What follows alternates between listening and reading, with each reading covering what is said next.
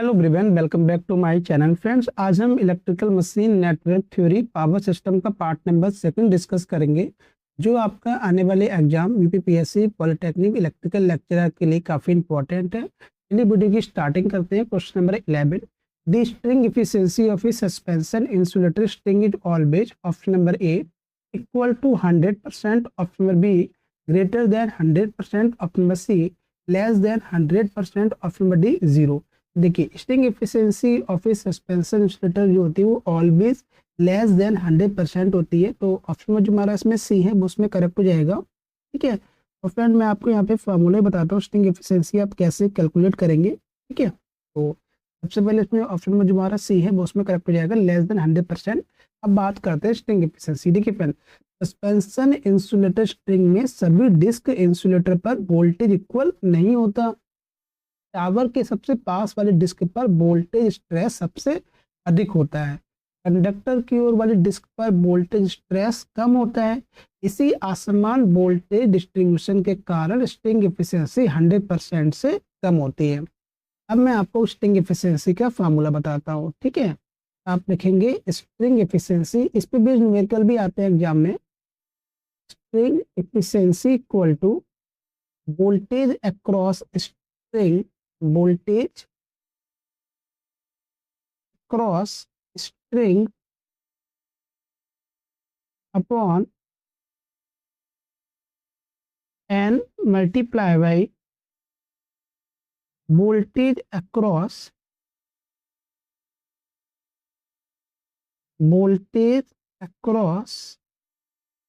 the disk nearest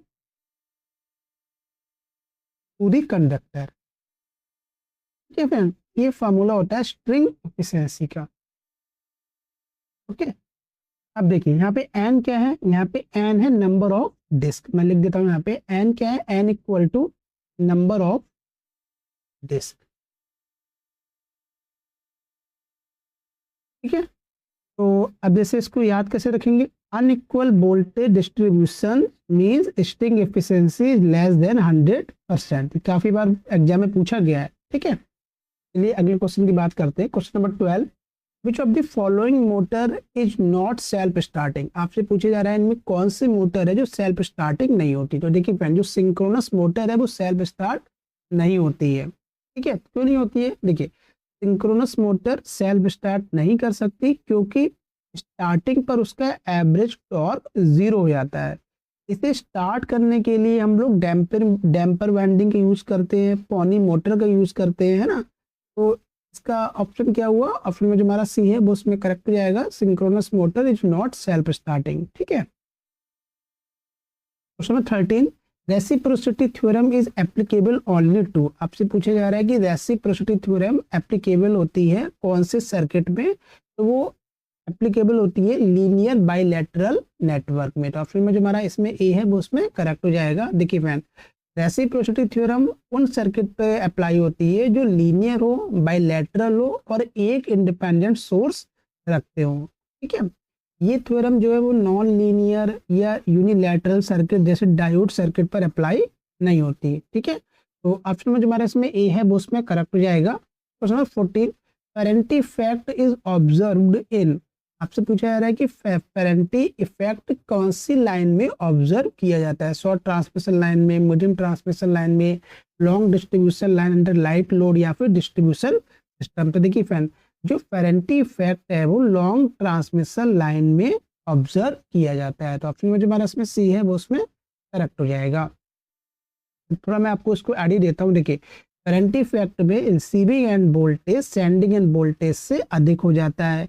यह इसलिए होता है क्योंकि लॉन्ग ट्रांसमिशन लाइन की कैपेसिटेंस लाइट लोड पर चार्जिंग करंट उत्पन्न करती है। ठीक है, तो अब आप याद रखिएगा कि पेरेंटी इफेक्ट जो ऑब्जर्व होता है, देखा जाता है, वो लॉन्ग ट्रांसमिशन लाइन में अंडर लाइट लोड। ठीक है, बिकॉज रिसीविंग एंड वोल्टेज जो है वो सेंडिंग एंड वोल्टेज से अधिक हो जाता है। Question 15, the EMF equation of a transformer is. तो ट्रांसफार्मर की ईएमएफ इक्वेशन आपसे पूछी गई है। तो देखिए फ्रेंड, जो ट्रांसफार्मर की जो ईएमएफ इक्वेशन होती है वो होती है E = 4.44 F एन और फाई एम। यहाँ फाई एम क्या है, ये मैक्सिमम फ्लक्स है, एन क्या है, ये नंबर ऑफ टर्न्स है, एफ फ्रिक्वेंसी है। ठीक है, तो ऑप्शन जो हमारा इसमें ए है वो उसमें करेक्ट हो जाएगा। Question number 16, the maximum power transfer theorem state that maximum power is delivered when. आपसे पूछा जा रहा है कि मैक्सिमम पावर ट्रांसफर थ्योरम के अकॉर्डिंग मैक्सिमम पावर कब डिलीवर्ड होती है, जब R L is greater than R T H होता है, या R L is less then R T H होता है,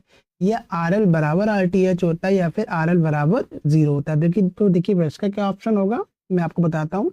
जब आर एल बराबर आर टी एच होता है, जब लोड रेजिस्टेंस थेवेनिन रेजिस्टेंस के बराबर हो जाता है, तब मैक्सिमम पावर ट्रांसफर होती है। अच्छा, डीसी रेजिस्टिव सर्किट में मैक्सिमम पावर तभी ट्रांसफर होती है जब आर एल बराबर आर टी एच होता है, लेकिन एसी सर्किट के लिए क्या होता है, एसी सर्किट के लिए जो है वो जेड एल बराबर जेड टी एच का कॉन्जुगेट है ना, ये कंडीशन होती है। मतलब लोड इम्पीडेंस सोर्स इम्पीडेंस के कॉम्प्लेक्स कॉन्जुगेट के बराबर होना चाहिए। ठीक है, तो उसमें कौन सा ऑप्शन ठीक होगा, ऑप्शन में जो हमारा सी है वो उसमें करेक्ट हो जाएगा। Question number 17, which type of power plant has the minimum operating cost. तो मिनिमम ऑपरेटिंग कॉस्ट जो होती है वो होती है friend hydro electric power plant की। तो ऑप्शन में जो हमारा सी है वो उसमें करेक्ट हो जाएगा। ठीक है, 18, in a DC generator commutator act as a. तो डीसी जनरेटर में जो कम्यूटेटर एक्ट कैसे करता है, तो फ्रेंड वो एक्ट करता है मैकेनिकल रेक्टिफायर की तरह। ठीक है, क्यों, क्योंकि आर्मेचर में जो ईएमएफ जनरेट होती है वो एसी होती है, लेकिन कम्यूटेटर उसे एक्सटर्नल सर्किट पर डीसी के रूप में उपलब्ध कराता है। ठीक है, मतलब वो एसी को डीसी में चेंज कर देता है, इसलिए कम्यूटेटर को मैकेनिकल रेक्टिफायर कहा जाता है।